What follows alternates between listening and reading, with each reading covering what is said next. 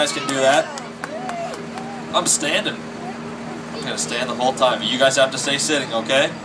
I'm the only one who stands. Now we're on Atlantic Canada's most popular tour. So today you guys are Atlantic Canada's most popular people. Give a round of applause for that. That's awesome. My name's Matt. I'm your tour guide today. If at any time you can't hear me or you have a question, just raise your hand.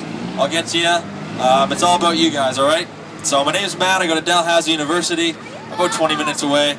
But more importantly, I want to know about you guys. Where are you guys from? I know you're all together in a school, but where are you guys from? India, bro. Cool. What's the name of your school?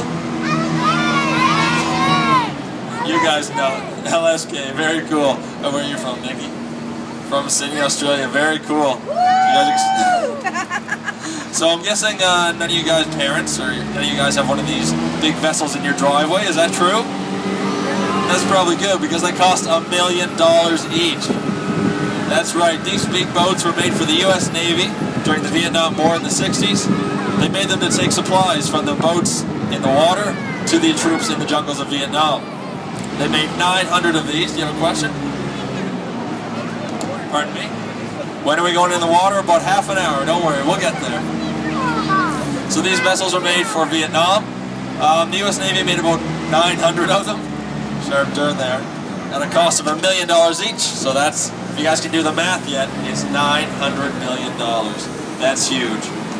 Now we made a few changes because they used to be really dark and gray, and then the big scary shark face on the front. So we made them a little nicer. We put some blue and green paint on it, so you guys would like it. We added these safety rails for your safety. We added the luxurious upholstery you guys are sitting on. And for my safety, we took two 50 caliber machine guns off the back because I tend to tell some pretty bad jokes. Now, as we go up this hill, I want to tell you guys about a tradition we have on the Harbor Hopper, which I know you guys are going to love. Can anybody tell me what sound a frog makes? Ribbit, ribbit. Yeah, you know. So to let everybody know in Halifax, we're having a great time on the Harbor Hopper. You guys are excited to be here. When I count down from 3, you guys are going to yell, ribbit, ribbit, okay?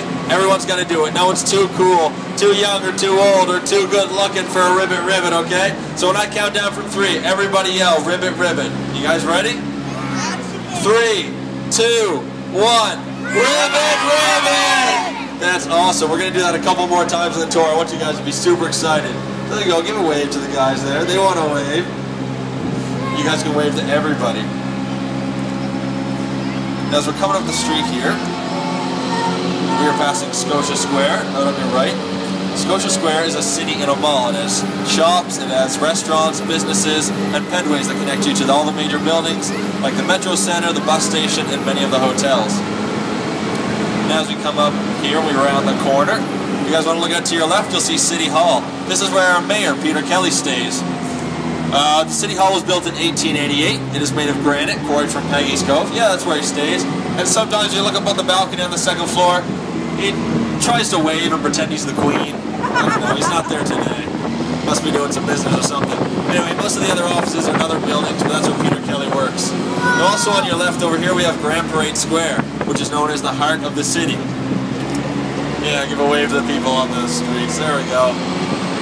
Grand Parade used to be used as a mustering station, but now it's used for New Year's Eve events, fireworks, Remembrance Day ceremonies, and we even had a Legion convention.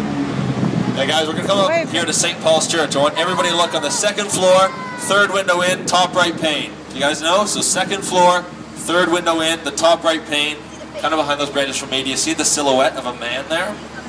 Yes, it's a profile.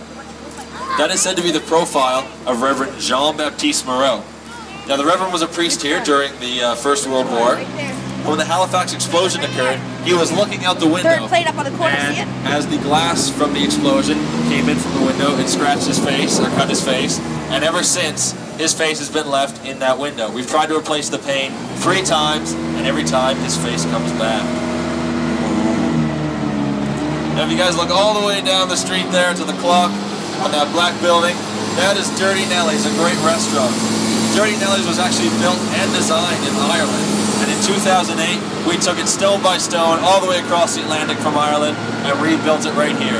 Still a great place to go. It has Irish food, Irish music, and even still has an Irish owner. Also, that street, Argyle Street, which we passed, has the most restaurants and pubs in the city, which Halifax is famous for. So we're making a turn now onto Brunswick Street. Brunswick Street used to be known as Barrack Street because it was between the two barracks at the north and south ends of the Citadel Hill, which we are about to go up. Now Barrack Street went by another name, Knock-em Down Street. That's because when you have a lot of soldiers out, they have a few too many to drink, they get a few fights on the street, maybe some playground fights, you know, they get a few punches and then they're knocking each other down, so we call it Knock-em Down Street. So as we turn the corner here, we're going up Citadel Hill, the second most visited National Historic Site in Canada. Does anybody know the first? Anybody know the first? Gonna give it a try? No, it's another hill. It's Parliament Hill in Ottawa, the Parliament buildings.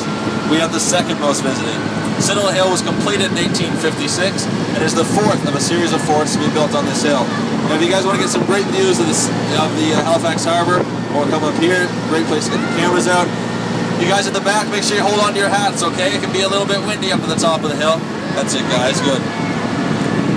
You can see all the way to the harbour because we have 10 unobstructed views. Now if you see this big white clock over here on your right, that is the Old Town Clock, built in 1803. This clock was put here by Prince Edward, Duke of Kent, and he was a very punctual man. He put 3 faces on either side of the clock for the citizens of Halifax, and the closer one to us was for the soldiers. It was said if soldiers were late by that clock, they could be hanged. We are very punctual. Now as we stand here by the guard, you guys want to try our first ribbit? Try and get, let's see if we can get him to move, okay? Can we try it? Ribbit on 3, okay? 3, 2, 1. Ribbit! Come on, move for us. Nah, he's not going to. He's part of the 78th Highland Regiment, and he is not allowed to move. He stands on guard for 2 hours straight, not moving a muscle. I've been told that no one's ever been able to make him laugh, so if you guys get the chance, try cracking a joke, see if you can get him to chuckle.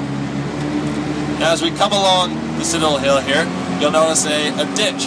This is known by Haligonians as the Ditch of Death. That is because when soldiers were running up the hill, they would run up the top, muskets going, they were trying to get to the top of the hill and attack the fort, and they'd fall in the ditch.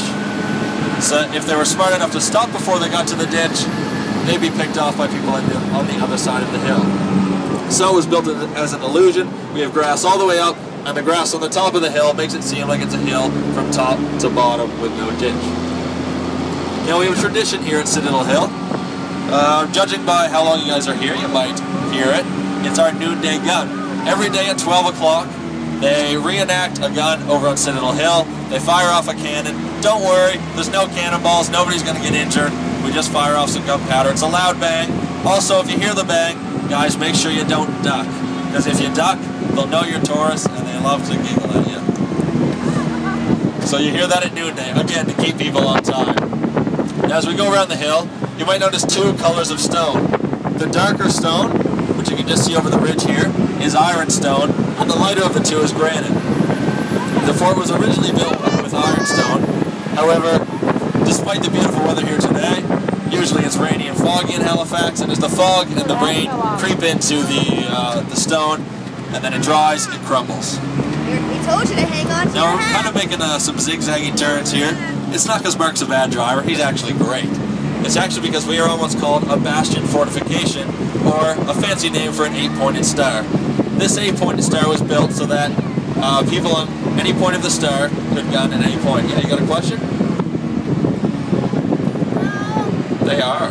Why don't I talk about them? Do you guys see those big flag masts up there on the left? Yeah. Look up at the top of the hill. You see them? Well, I'll tell you a funny story about those masts. Back in 2003, Halifax experienced a Category 2 hurricane called Hurricane Juan. Now, most of us in Halifax were prepared for the hurricane, and those who had boats docked their boats down in harbor. They tied them down tight so they wouldn't go anywhere. But there was one poor fella who forgot to dock his boat, forgot to tie it down, and when the hurricane hit, in the waves and the wind, and all of a sudden, whoosh! His boat was picked up out of the water, taken all the way up to Citadel Hill, and they dropped it there, and we've left it there ever since. Do you guys believe me? No, some of you do, some of you don't. No, that's not true. These masts were actually put there back when Citadel Hill was built, and they were used as signal masts. The taller of the 2 was used to signal ships down in the harbor. You can signal if it was an ammunition ship, a commercial ship, and the shorter of the 2 masts was used to send signals. Yeah.